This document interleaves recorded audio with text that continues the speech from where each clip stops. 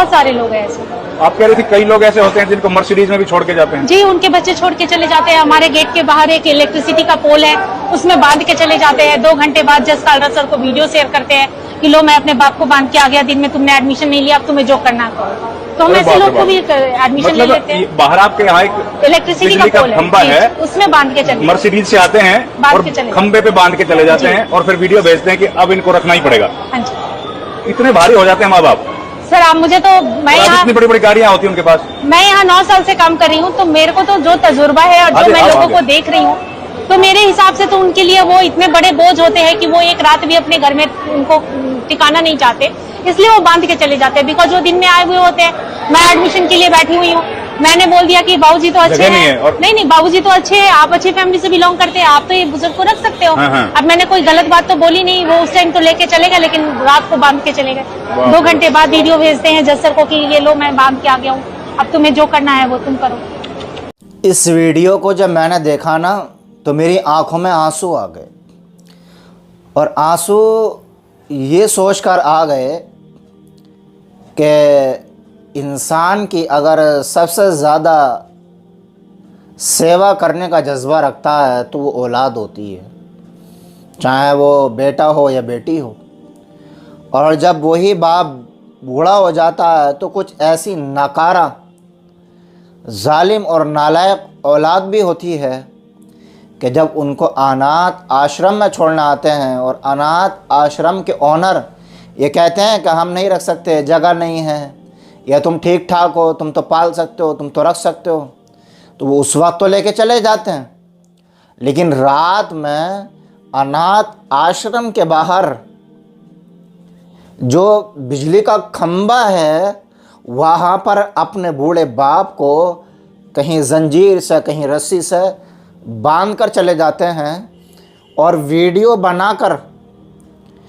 बनाकर जो अनाथ आश्रम विद आश्रम का जो मालिक होता है, ओनर होता है, उसको भेजते हैं कि हम अपने बाप को रस्सी से या जंजीर से तुम्हारे अनाथ आश्रम के बाहर बांध के आ गए हैं, अब तुम चाहें जो चाहे करो, चाहे उनको रखो या मत रखो, अब तुम्हारी मर्ज़ी है।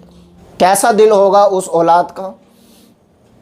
इसीलिए इस्लाम ने रिश्तों की इतनी अहमियत बयान की है कि शायद कहीं और इतनी अहमियत आपको मिलेगी। कि बाप जन्नत का दरवाज़ा है, माँ के कदमों के नीचे जन्नत है, और ये जितने भी हैं माँ बाप को अनाथ आश्रम में छोड़ने वाले सब इस बात के दावेदार होते हैं कि हम सनातनी हैं। आप देख लीजिए कि मुसलमानों में आपको अनाथ आश्रम नहीं मिलेगा। अनाथ आश्रम में मुसलमानों के माँ बाप आपको नहीं मिलेंगे, चाहे औलाद शराबी हो, चाहे औलाद जुआरी हो, सटियारी हो, सूखे नशे करे, इंजेक्शन लगाए, लेकिन माँ बाप को अपने अनाथ आश्रम में नहीं छोड़ते हैं। आज तक मैंने अपनी इस उम्र तक कोई भी माँ बाप अनाथ आश्रम में मुसलमान के नहीं देखे। अगर गए हों तो वो चले जाते हैं कि जिनका कोई होता ही नहीं है, वो अनाथ आश्रम में चले जाते हैं। तो इस वीडियो को देखने के बाद मैं बड़ा अफसोस हुआ। मैं किसी धर्म को टारगेट नहीं कर रहा, मैं किसी विशेष धर्म वालों को टारगेट नहीं कर रहा। मैं बस इतना बताना चाहता हूँ कि माँ बाप चाहे मुस्लिमों के हों या नॉन मुस्लिम के हों, ये बहुत बड़ी चीज़ होते हैं, ये बहुत बड़ा साया है अपने औलाद के लिए।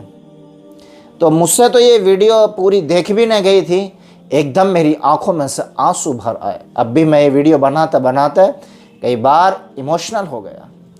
और ये बता रही है कि मुझे 9-10 साल या 10-11 साल हो गए मुझे अब तक यहाँ रहते हुए। सारी कंडीशन बता दी उसने अपनी अनाथ आश्रम में। और ये साहब भारत से बाहर का नहीं है, ये भारत का ही है।